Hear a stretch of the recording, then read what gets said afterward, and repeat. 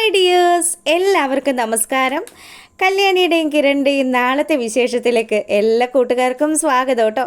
അങ്ങനെ നമ്മുടെ വിക്രത്തിനെ നിർത്തിപ്പൊരിച്ച് കാരണത്തെ 2-3 അടിയൊക്കെ കൊടുത്ത് നമ്മുടെ കല്യാണി ഹീറോയിസം കാണിച്ച് നിൽക്കുക.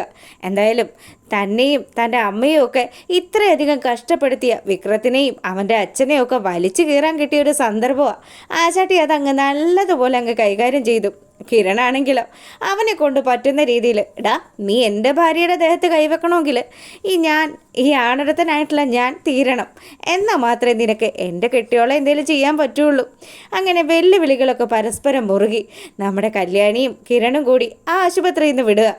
ഈ സമയമാണെങ്കിൽ വിക്രത്തിന് നല്ല ദേഷ്യം വന്നു.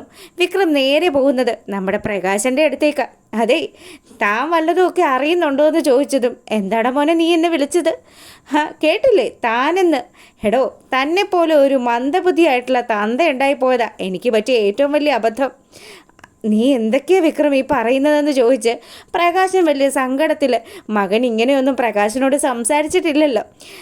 നീ അച്ഛൻ്റെ വയ്യായികകൾ കണ്ടിട്ടാണോ നീ ഇങ്ങനെയൊക്കെ വിളിക്കുന്നത്? മോനെ, അച്ഛൻ എത്രമാത്രം നിന്നെ സ്നേഹിക്കുന്നുണ്ട്. ഞാൻ നിനക്ക് വേണ്ടി മാത്രമല്ലേടാ ജീവിച്ചതെന്നൊക്കെ പ്രകാശൻ ചോദിക്കുന്നുണ്ടെങ്കിലും വിക്രം ആണെങ്കിൽ, കണ്ടോ തൻ്റെ മോള് വന്ന് എൻ്റെ കർണത്തടിച്ചതിൻ്റെ പാടായി കാണുന്നത്. എന്താ സംഭവിച്ചത്? അങ്ങനെ പ്രകാശൻ്റെ അടുത്ത് നമ്മുടെ മൂങ്ങ വന്നു. മൂങ്ങ മുത്തശ്ശി വന്നിട്ടാണെങ്കിലോ, എടാ മോനെ പ്രകാശ, എന്തൊക്കെയാ നടന്നതെന്നൊന്നും പറയണ്ടടാ. തലനാരിഴക്കാണ് ഇവൻ രക്ഷപ്പെട്ടത്. ആ കല്യാണി ഉണ്ടല്ലോ, ഈ കൊച്ചിനെ ഇനി ചെയ്യാനൊന്നും ബാക്കിയില്ല. അവളെന്തിനാ ഇവിടെ വന്നേന്ന് പ്രകാശൻ ചോദിക്കുക. അവൻ നിന്നെ കാണാനായിരിക്കും ഇവിടെ വന്നേന്നാണ് ഞാൻ വിചാരിച്ചത്. പക്ഷേ അവൾ വന്നിരിക്കുന്നത് മറ്റാരെയോ കാണാനാ. ആ കിരണിനും കല്യാണിക്കും ഒക്കെ വേണ്ടപ്പെട്ട ആരോ ഈ ആശുപത്രി കിടക്കുന്നുണ്ടെന്നാണ് പറഞ്ഞത്. എന്തായാലും എൻ്റെ പൊന്നു മോനെ, നമ്മുടെ കുഞ്ഞിൻ്റെ കവിള് കണ്ടോ? അവൻ ആ വിഷമത്തിൽ പറഞ്ഞതായിരിക്കും. എടാ മോനെ, ഇതിനൊക്കെ കാരണക്കാരി അവളാണ്, ആ ദീപ. അവളാണല്ലോ ഈ മിണ്ടാപ്രാണിയെ വളർത്തി വഷളാക്കി കളഞ്ഞത്. അവർക്കുള്ളത് ഞാൻ കൊടുത്തോളാന്ന് പറഞ്ഞ് വിക്രം നല്ല കട്ട കലിപ്പിൽ അവിടെ നിന്ന് ഇറങ്ങുക. പിന്നീടാണെങ്കിലോ ലക്ഷ്മി അമ്മയും അതുപോലെ നമ്മുടെ കാർത്തികയും ചേർന്ന്, ഇന്ന് നല്ല സന്തോഷമുള്ള ദിവസമായിരുന്നു അല്ലേ അമ്മേ? എന്തായാലും ഇത്രയും നല്ലൊരു ദിവസം നമ്മുടെ ജീവിതത്തിലൂടെ കടന്നു പോയിട്ടില്ല. അമ്മ വർഷങ്ങളായിട്ട് മനസ്സിൽ കൊണ്ടു നടന്ന ആ ഒരു പകയല്ലേ ഇന്ന് തീർന്നൊടുങ്ങിയത്. മോളെ, അതൊക്കെ സത്യം തന്നെയാണ്. പക്ഷേ എനിക്ക് ഒരു കാര്യത്തിൽ നല്ല സങ്കടമുണ്ട്. നമ്മൾ എന്തിനാ ഇങ്ങനെ അവരെ ഭയന്ന് ഇവിടെ വന്നിങ്ങനെ താമസിക്കുന്നത്? എന്തായാലും ഇനി കാര്യങ്ങളെല്ലാം കല്യാണിയുടെ അടുത്തും കിരണിൻ്റെ അടുത്തും സംസാരിക്കണം. അവർ മാത്രമേ നമ്മളെ സഹായിക്കാനുള്ളൂ. പിന്നെ കിരണിൻ്റെ അച്ഛനും അത്യാവശ്യം നല്ലൊരു മനുഷ്യനാണ്. അദ്ദേഹവും നമ്മളെ സഹായിക്കും. അങ്ങനെയാണെങ്കിൽ മാത്രമേ നമുക്ക് ഈ നാട്ടിൽ പിടിച്ചു നിൽക്കാൻ പറ്റുള്ളൂ മോളെ. അമ്മ പറഞ്ഞത് ശരിയാണ്. എന്തായാലും നാളെ തന്നെ കിരണിനെയും കല്യാണിയും ഒക്കെ കാണണം. അവരെ കണ്ട് എല്ലാ സത്യങ്ങളും അവരോട് പറയണമെന്ന് കൂടി കാർത്തിക തീരുമാനിക്കുക. പിന്നീട് നമ്മുടെ ദീപയെ കാണിക്കുക. അപ്പം വീട്ടുമുറ്റത്ത് ആരോ വന്നിരിക്കുക. ആരാണെന്ന് നോക്കാൻ വേണ്ടി ദീപ വെളിയിലിറങ്ങിയതും കാണുന്നത് നമ്മുടെ വിക്രത്തിനെയാണ്. നീ എന്താ ഇവിടെ? അല്ല, നിനക്കെന്താ ഇവിടെ കാര്യമെന്നൊക്കെ ദീപ ചോദിക്കാൻ തുടങ്ങിയതും, അതെ, നിങ്ങളെ കാണാനുള്ള മോഹം കൊണ്ടുവന്നതൊന്നും അല്ല. നിങ്ങളുടെ മകളെവിടെ? ആ അഹങ്കാരി അവളുണ്ടല്ലോ, അവൾ ചെവിയിൽ നുള്ളിക്കും. അവൾ ഇന്ന് എൻ്റെ ദേഹത്ത് കൈവച്ചു. അപ്പം നിനക്കിന്ന് അവളുടെ കയ്യിൽ നിന്ന് കിട്ടിയല്ലേ?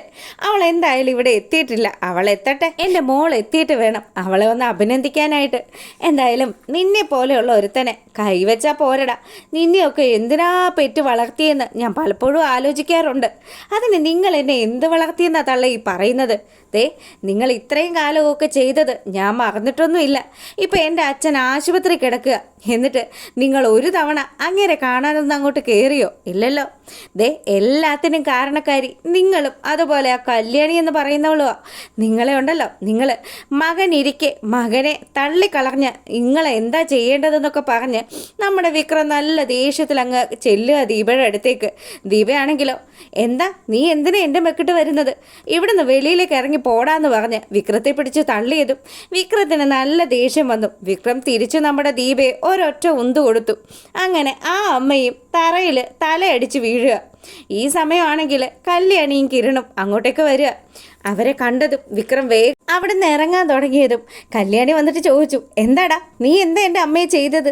ദേ നിന്നെ ഉണ്ടല്ലോ എന്ന് പറഞ്ഞ് കല്യാണി നമ്മുടെ വിക്രത്തെ അങ്ങ് വളഞ്ഞു. ഈ സമയം ദീപ പതുക്കെ എഴുന്നേറ്റു. എടി മോളെ, ഇത് കണ്ടോ, ഇവൻ എന്താ ചെയ്തത്? ഇവൻ ഇപ്പം ഇത്രയും വലിയൊരു ക്രിമിനലായി മാറിയല്ലോ. അമ്മേ, ഇവന് ആരോടും ഒരാത്മാർത്ഥതയില്ല. എടാ വന്ന് നീ ഇപ്പം എൻ്റെ വീട്ടിൽ കയറി കളിക്കാൻ തുടങ്ങിയല്ലേടാന്ന് ചോദിച്ച് നമ്മുടെ കല്യാണി വിക്രത്തെ ഇങ്ങ് കൊടയാൻ പിടിച്ചതും വിക്രമാണെങ്കിൽ അവളെ തട്ടി മാറ്റിയിട്ട് പറഞ്ഞു, അതെ ഈ നിൽക്കുന്നവളുണ്ടല്ലോ ഈ കല്യാണി, ഇവളെ കണ്ടിട്ടല്ലേ നിങ്ങൾ നെഗളിക്കുന്നത്? ഇവളും ഇവളുടെ ഭർത്താവും, ഇവർ രണ്ടും അല്ലേ നിങ്ങളുടെ ബലം. ഇനി അതാ ഞാനങ്ങ് ഇല്ലാണ്ടാക്കിക്കോളാം. ദേ ഇനി എന്ത് സംഭവിച്ചാലും വേണ്ടിയില്ല, നിങ്ങളെ കൊണ്ട് ഇവറ്റകളുടെ ശവം ഞാൻ കാണിപ്പിക്കും. അങ്ങനെ കിടിലൻ ഡയലോഗൊക്കെ അടിച്ച് വിക്രം അവിടുന്ന് ഇറങ്ങുകയാണ്. ഈ സമയമാണെങ്കിൽ ഇവന് ഇനി എന്താ ചെയ്യേണ്ടത്? ശരിക്കും ഇവന് ജീവിക്കാൻ പോലും അനുവദിക്കരുത്. ഇവനെയും ഇവൻ്റെ അച്ഛനെയൊക്കെ ജയിലിൽ പിടിച്ചിടിയിക്കണം എന്നുള്ള രീതിയിലൊക്കെ കിരണും കല്യാണിയൊക്കെ സംസാരിച്ചുകൊണ്ട് നിൽക്കുക. അങ്ങനെ ഇവിടെ ഈ കാര്യങ്ങളൊക്കെ നടക്കുമ്പോൾ നമ്മുടെ മൂങ്ങാമുത്തശ്ശി ഗത്യന്തരമില്ലാണ്ട് വഴി കൂടെ ഇങ്ങനെ നടന്നു പോവുക. അപ്പം യാദൃശികമായിട്ട് നമ്മുടെ ഈ രൂപയുടെ മുന്നിൽ ചെന്ന് പെട്ടു. രൂപയാണെങ്കിലോ അവർ കണ്ട പാടെ ഇപ്പം ഈ കോലത്തിലായോ? എന്ത് പകിട്ടിൽ നടന്നതാണ്? എന്ത് പറ്റി ഭാനുമതി അമ്മയെന്ന് ചോദിച്ചതും ഭാനുമതി അമ്മ വലിയ സങ്കടത്തിൽ, എൻ്റെ പൊന്നുമോളെ അങ്ങനെയൊന്നും പറയരുത്, എൻ്റെ ഇപ്പോഴത്തെ അവസ്ഥ വളരെ ദയനീയോ, എൻ്റെ മോന് വയ്യല്ലോ, പിന്നെ ആരെങ്കിലുമൊക്കെ എന്തെങ്കിലുമൊക്കെ തന്ന് സഹായിച്ചെങ്കിൽ മാത്രമേ ഞങ്ങൾക്ക് മുന്നോട്ട് പോകാൻ പറ്റുള്ളൂ.